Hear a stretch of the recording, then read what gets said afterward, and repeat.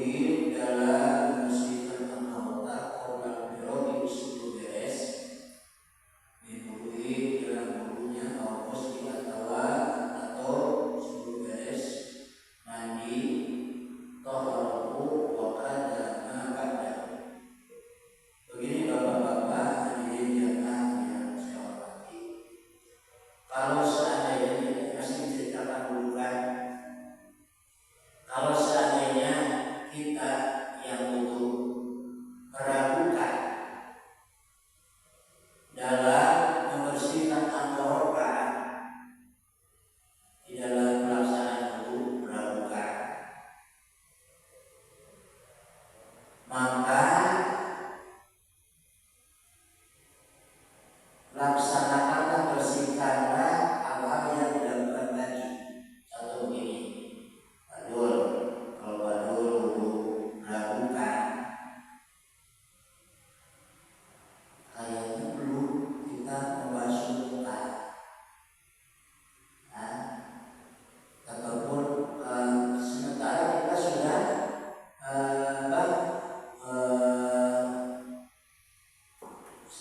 kayaknya sebelum membasuh muka ataupun membersihkan muka, sementara kita sekarang pelaksanaan sakit jatuh atau mencuci kaki. Dalam waktu mencuci kaki kita meragukan, kayaknya saya ragu saya apakah wajah kita ataupun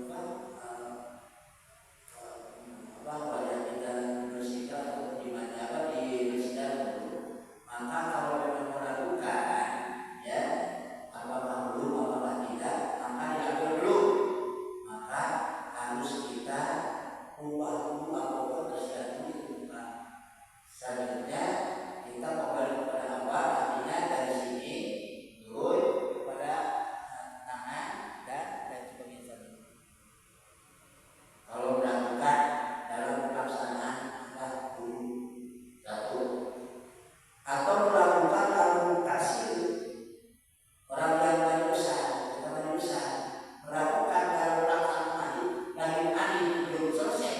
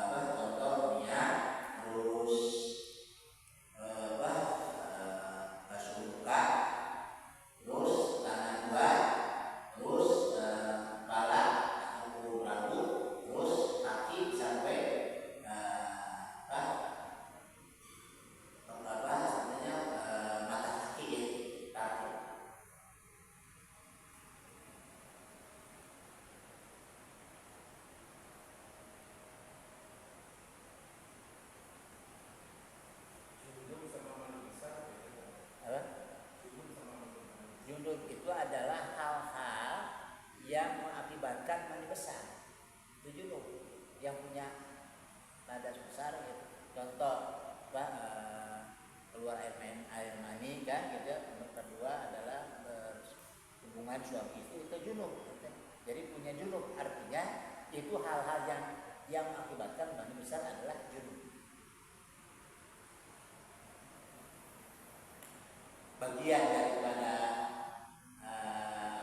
bagian daripada mani junub adalah mani besar, air mani, keluar air mani, sperma dan sebagainya.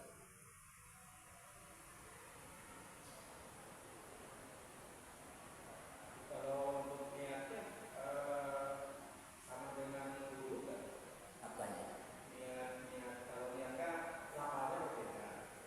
Cuma kalau wudu itu kan niat Pelaksanaan dari muka Pak, dari masuk muka kan?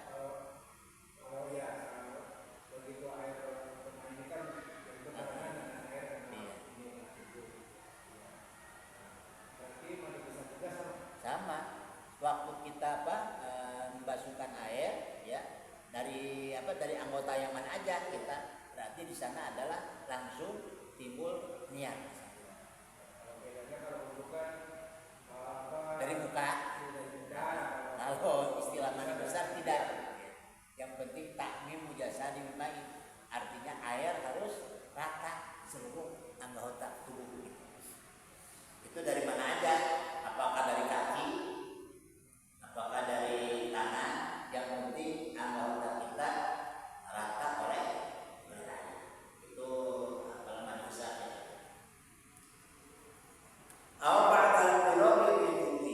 Kalau seandainya kita meragukan ada yang tertinggal meragukan apakah belum tadi basuh ataupun belum rambut dikenain air ya gitu ya. Sementara kita meragukan itu setelah beres wudunya ataupun mani besar sudah beres, berarti setelah beres kayaknya ada yang tertinggal anggota belum belum cuci, belum disentuh air, apakah muka, apakah tangan atau kaki. Kalau memang meragukan setelah beres lalu sah, tidak artinya tidak ada ibadah, artinya sah saja. Jadi jangan dianggap kalau memang meragukan setelah beres, dianggap beres. Kalau memang kembali kepada awal, yaitu waktu kita pelaksanaan wudu atau mani besar sebelum beres. Contoh ketebur, kita udah mani besar nih, tiba-tiba lagi gosok-gosok ini anduk ya kemudian kayaknya bukan lupa meragukan kayaknya kaki saya belum dicuci atau wudu. Setelah meragukan udah beres, dianggap beres, sudah jangan kembali wudu lagi, udah beres.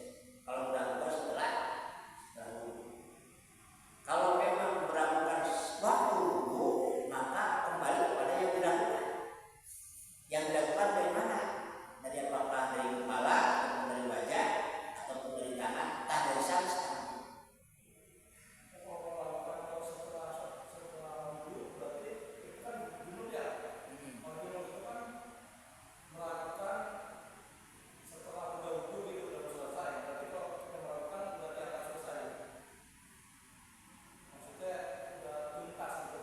Sudah tuntas mani besarnya ya ataupun wudunya sudah tuntas, tiba-tiba ada perasaan keraguan kita, ada hal-hal yang tertinggal ataupun yang diragukan, maka tidak dianggap, artinya sah-sah saja, udah jangan dianggap keraguan itu dianggap pakai alasan, udah jadi udah beres, dikarenakan keraguan itu setelah beres. Kalau memang keraguannya waktu pelaksanaan, berarti kembali kepada yang diragukan.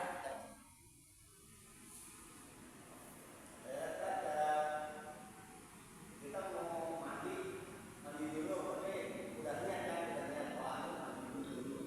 Pada saat pelaksanaan, rupanya, jadi awalnya udah niat,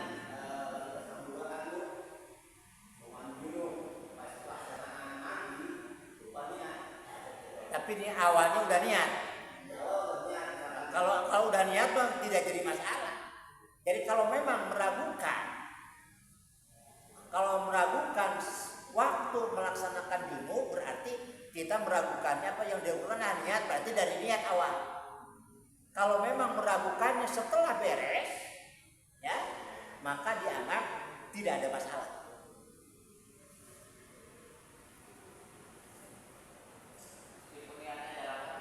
Hah?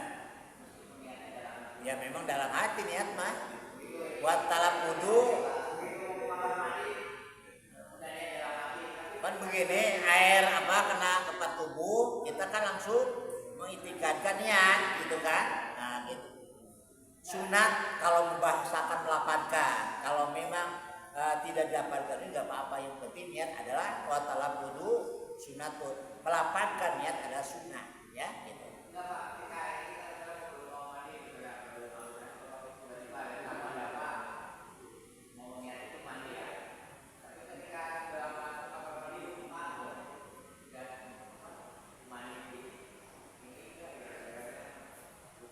Pokoknya gini aja Pak, jadi kunci ataupun jadi apa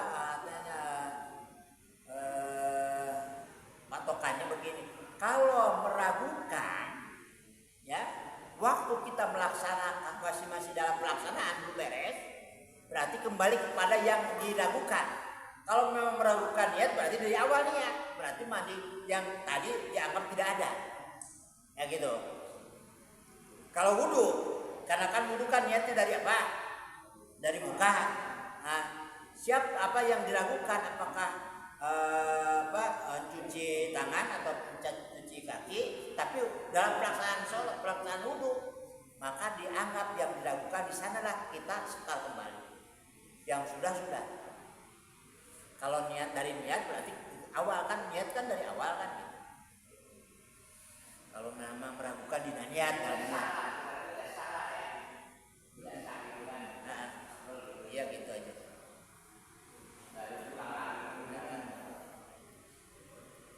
Berarti kan suka ada keraguan kan gitu ya. Ya maklum orang sudah dewasa banyak apa meragukan kadang-kadang.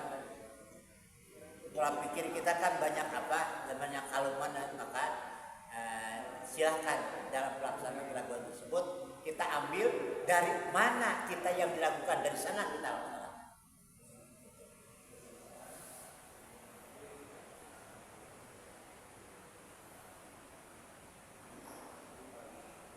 Kama bisa seperti penjelasan ini tertera dalam kitab Salah Minhaj. Artinya begitu, dalam Salah Minhaj manakala kita melakukan wudu ataupun mandi besar dalam pelaksanaan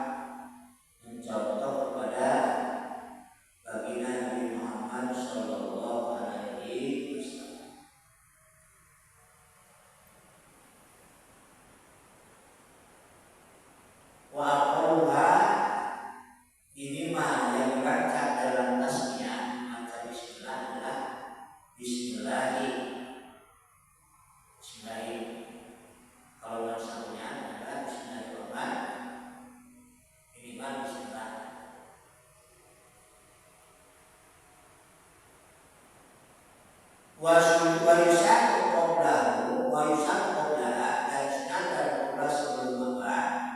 Sebelum tasmiyah baca bismillah atau baca.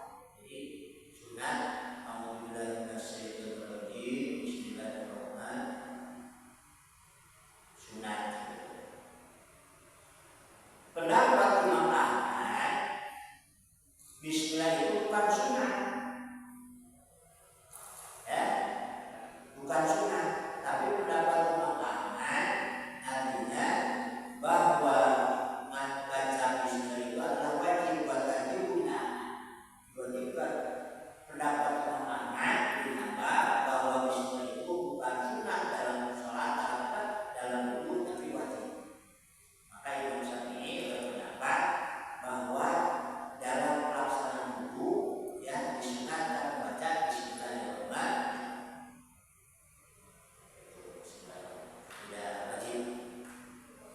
Jadi di sini bapak-bapak ada pendapat yang mewajibkan dikatakan ada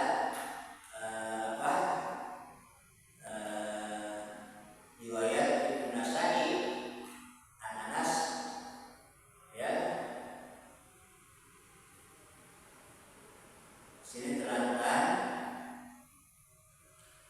tolak asal Nabi salam wuduan waduan kalau dia ini pokok salat al-ma'am itu aku maka dimana kalau dia bilangnya bin alladzi bihi summa qala Allah bismillahirrahmanirrahim. Jadi dalam hadis yang diriwayatkan Imam Nasai ya dari Anas bin Malik sahabat Nabi mencari air untuk wudu tapi tidak mendapatkan air. Tidak mendapatkan air. Lantas Nabi bertanya, hal ma'ahadu minkum ma'amun, apakah di antara kamu ada yang dapat air? Ada yang punya air? Nabi setelah itu air itu diserahkan kepada Nabi.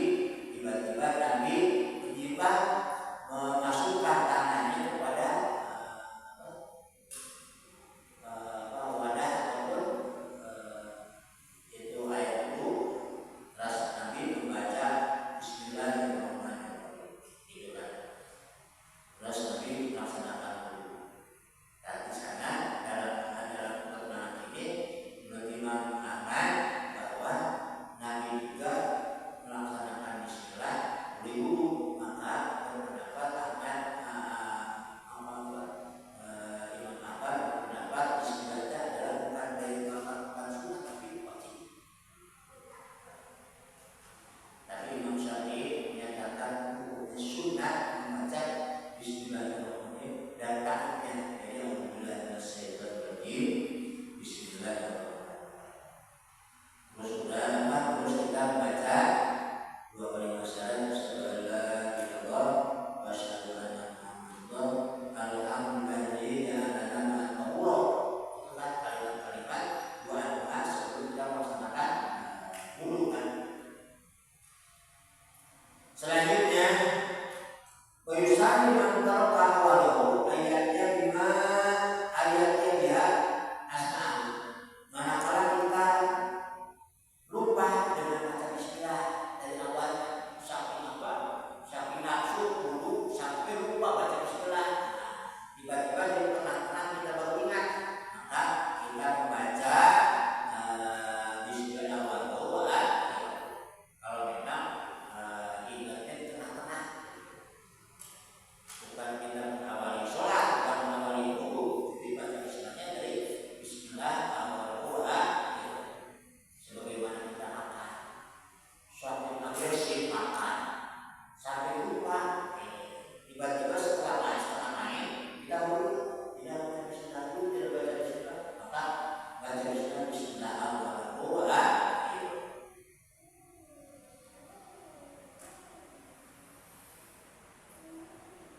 Disunahkan baca bismillah tersebut awal ataupun kalimat awal itu orang melaksanakan wudu itu waktu masih melaksanakan. Tapi kalau kita udah beres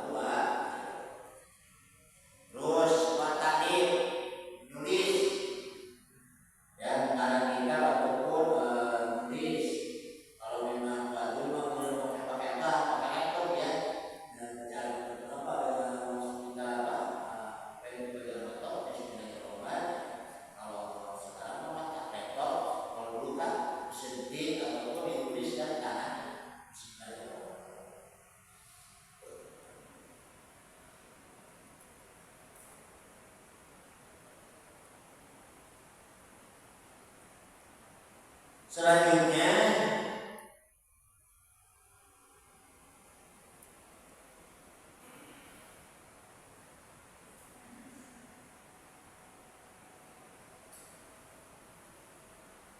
bagaimana kalau hubungan?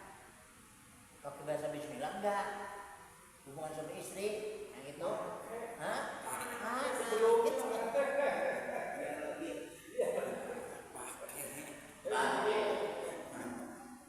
baru ini caranya sendiri.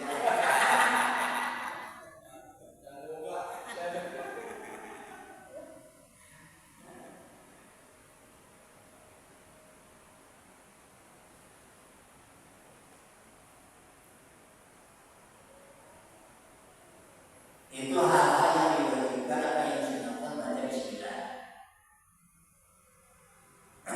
Selanjutnya tusamul atasnya tilawatul Quran, disunahkan membaca bismillah kalau kita membaca Quran. Dan tadi tahu dulu ya, alhamdulillah minasyaitonirrajim, bismillahirrahmanirrahim ya. Walau di asnai surati, walaupun yang dibaca itu hanya tengah-tengah surat. Tengah-tengah surat. Contoh berarti dikarenakan kita surat tadarus kan punya apa? Punya hajat, ya. Punya apa? Tanda. Oh, waktu kemarin sampai sini, maka tiba-tiba meneruskan pekerjaan itu kita bismillahirrahmanirrahim. Sunnah. Kalau di surat itu kan, di surat itu kalau yang surat Allah itu, ya kan itu nggak diperintah untuk baca bismillah itu gimana? Itu ada kan dalam apa dari pinggirnya ada kan itu kalimat yang baca itu aja. Contoh mana Qurannya? Surat At-Taubah ya.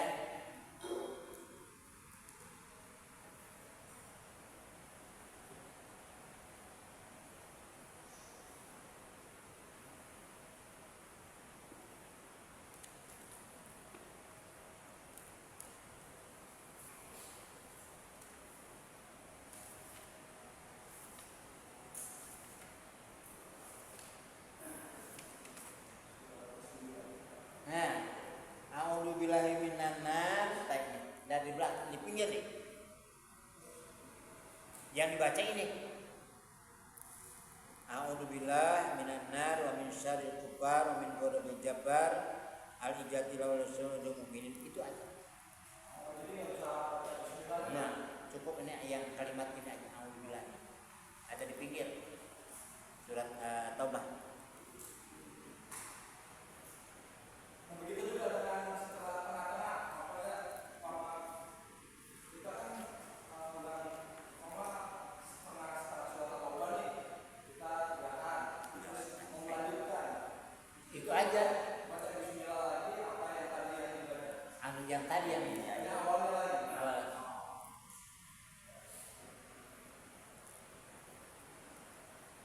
Video Al-Quran, kalau baca Al-Quran sunnah membaca bismillah walaupun di tengah-tengah surat.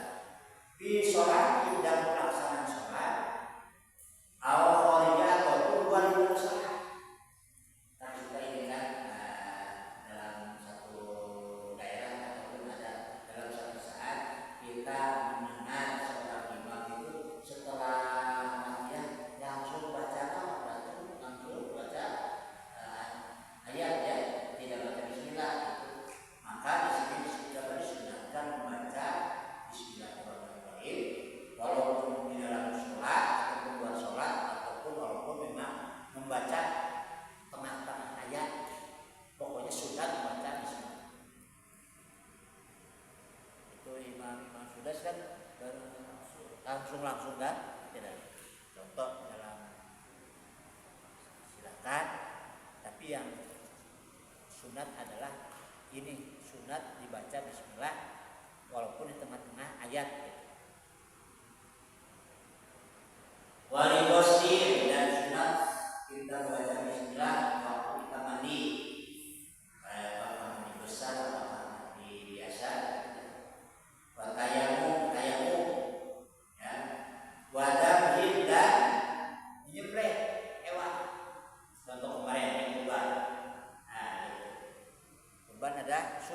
baca bismillah, bismillah Allahu akbar, bismillah Allahu akbar. Malah ada dua pendapat dalam apa?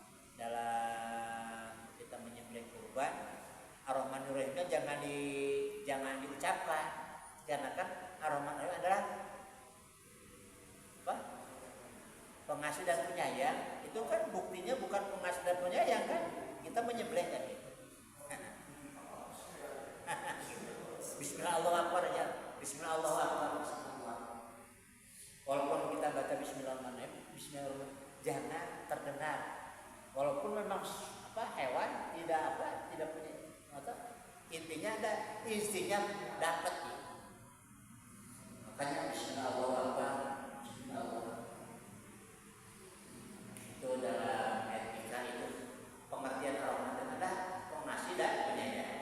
Kalau kita menyembelih pengasih dan penyayang, nah gitu kan. Makanya dalam bismillah itu begitu dalam penyembelihan. Bismillah Allahu akbar, bismillah Allahu akbar.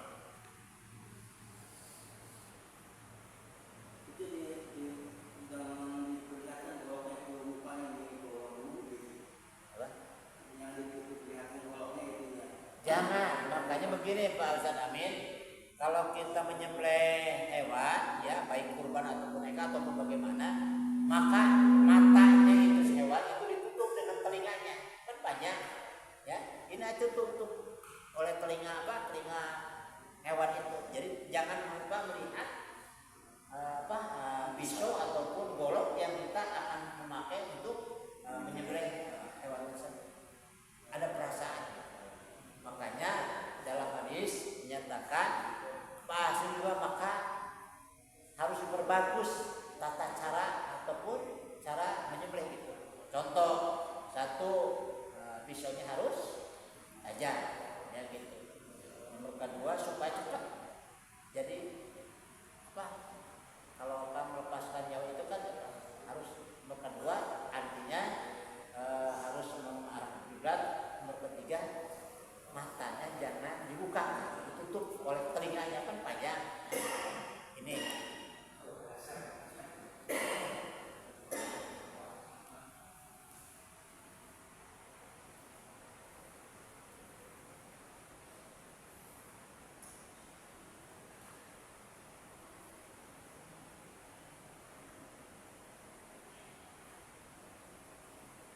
dalam pelaksanaan dalam pelaksanaan wudu ya, dan di sana adalah tertera itu manusia atau nanti di samping kita baca bismillah dan lain sebagainya, tidak kalah penting kita melaksanakan siwak, nikat gigi. Kalau dalam kan siwak ini arok kan, kayu kan. Kalau kita mah sikat gigi kan, supaya bekas-bekas makanan harus bersih, ya, sehingga kita melakukan sholat itu tidak ada melakukan. Jangan bikin aduh ini yang bekas tadi daging kurban kan, jadi kayak teringat. Makanya harus dibersihin.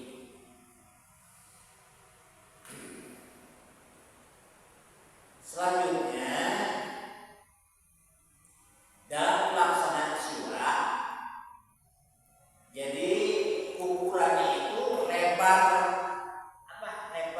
ini mulut ya, luar dan dalamnya itu harus panjang, lisannya harus. Kita suka bagian begini ke kanan dulu baru ke kiri kan. Kita suka ke kiri atau ke kanan dulu, ini baru ke kiri. Kelebarannya itu sini. Terus itu lisannya itu lidahnya itu harus disikat, takutnya itu banyak makan ataupun yang masih ada dibersihkan. Panjangnya lisannya ataupun giginya harus bersih. Di Khabari Sahih karena ya ada hadis roh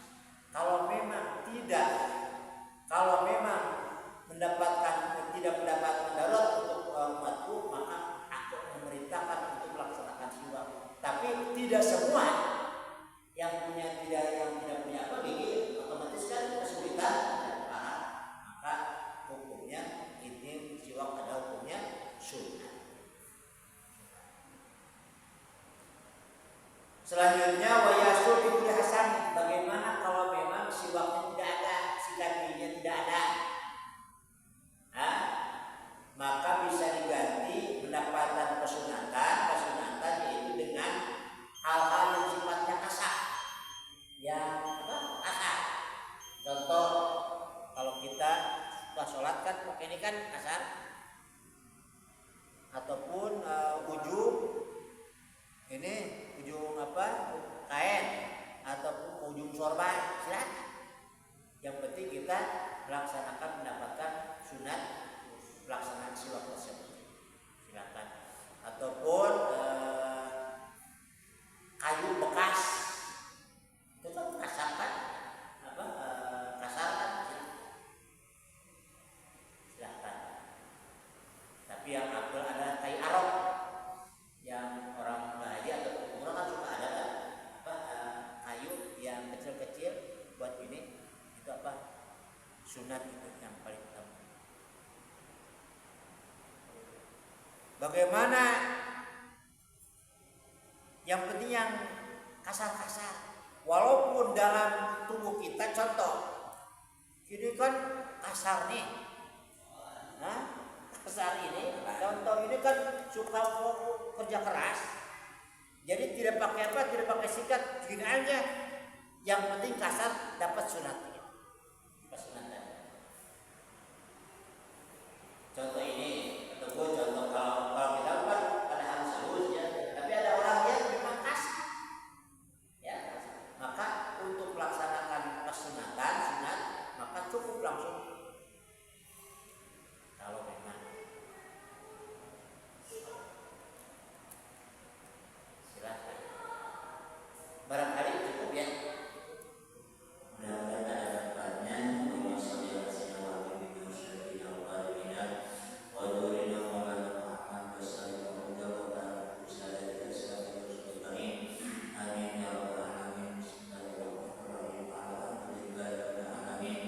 Amin.